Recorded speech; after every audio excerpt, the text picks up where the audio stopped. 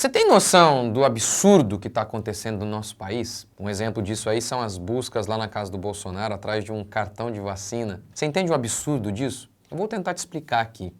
E o que nós, crentes, devemos fazer num cenário de tamanha injustiça como o nosso? Perder a fé? Curta, comente, se inscreva e bora para mais um vídeo. A gente não vai perder a fé jamais. Bora para mais um vídeo. Na última quarta-feira, dia 3, a Polícia Federal fez buscas na casa do ex-presidente Jair Bolsonaro em Brasília, a mando de Alexandre de Moraes. Os policiais também prenderam o tenente-coronel Mauro Cid, ex-ajudante de ordens de Bolsonaro. E o que a PF foi investigar? A PF investiga supostos dados falsos no cartão de vacina do ex-presidente. Ele teria mentido no cartão, adulterado, não tomou vacina, mas teria falsificado o cartão, algo nesse sentido aí. O engraçado disso é o seguinte: eu mesmo vi vários vídeos do Bolsonaro, cobertura, por exemplo, da Rede Globo, falando em que o Bolsonaro fala abertamente que não tinha tomado a vacina. Por exemplo, quando ele estava nos Estados Unidos, ele foi comer em um restaurante, teve que comer em uma ala restrita. Por quê? Porque ele não tinha tomado vacina. Outro vídeo que eu vi, ele estava no Reino Unido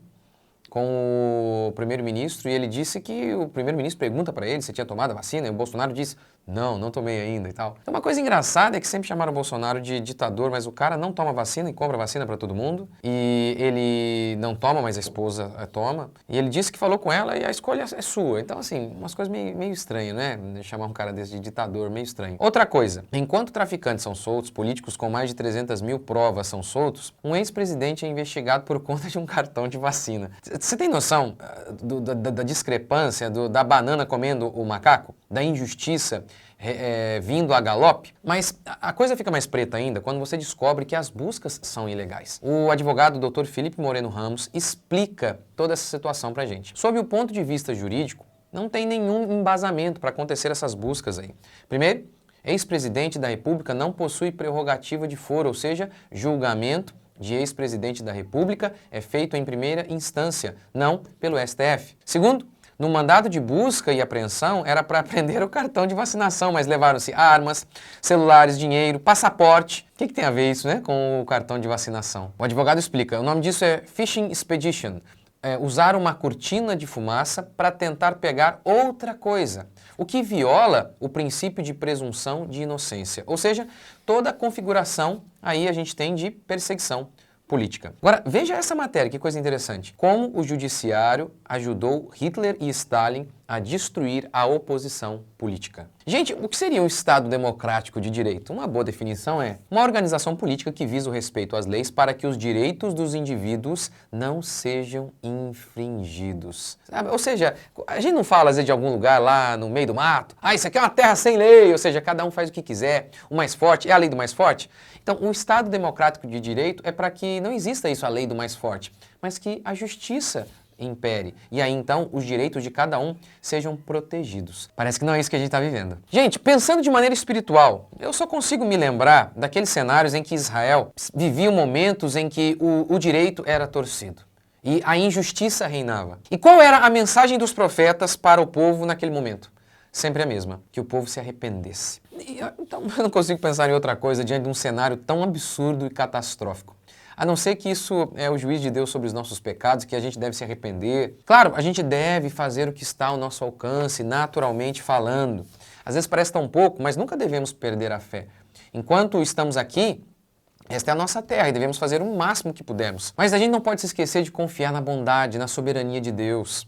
Por fim, a gente deve se lembrar das coisas lá do alto. Não é desistir do nosso país, de fazer o que está ao nosso alcance em relação às coisas naturais, mas é se lembrar, a gente precisa se lembrar que o nosso reino não é deste mundo, que a nossa luta não é contra a carne e o sangue. Lembra de Israel? Lá no deserto, quando Israel ficou aqueles 40 anos perambulando no deserto, ali não era o terreno deles, não era a casa deles. Eles davam voltas e voltas e voltas e acabavam no mesmo lugar e eles moravam em tendas. Qual a ideia? Ali não era a residência deles, eles eram peregrinos ali. Então, em momentos assim, a gente tem que se lembrar disso, que por mais que amemos esta terra, nós somos do céu. Lembra de Noé? Ele era pregador da justiça, diz o texto bíblico. Ele então pregava o fim do mundo, não a reforma do mundo. Eu nunca me esqueço de ter ouvido uma vez um pregador dizendo isso, que Jesus não veio pregar a reforma do mundo, mas o fim do mundo. É claro que nós sonhamos que o nosso país melhore e nunca vamos deixar de ter esperança. Nunca. Mas lembre-se que a coisa mais importante de todas é a salvação das almas. Como que Deus usa até os governantes ímpios e as injustiças para moldar o seu povo e também para salvar muitas pessoas.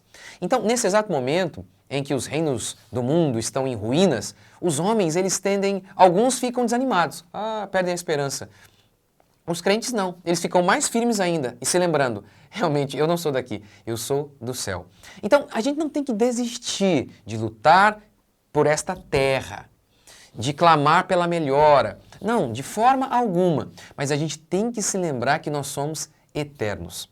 A injustiça reinante, ela sempre é um teste para os justos. Não vale a pena ser justo, pois plantamos justiça e colhemos apenas injustiça.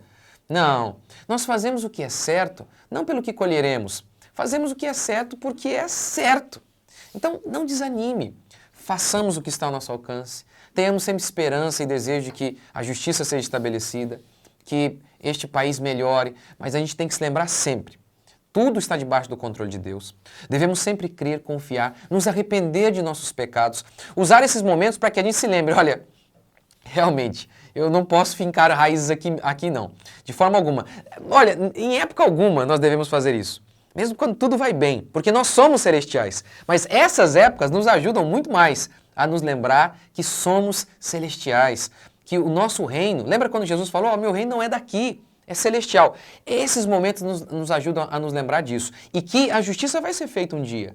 Então é isso que nos mantém de pé, é isso que faz com que a gente não desanime, a nossa fé na soberania de Deus, de que Deus usa o mal para fazer o bem, de que Deus usa governos ímpios para estabelecer justiça, que Deus usa governos malignos para levar o seu povo para mais perto do bem.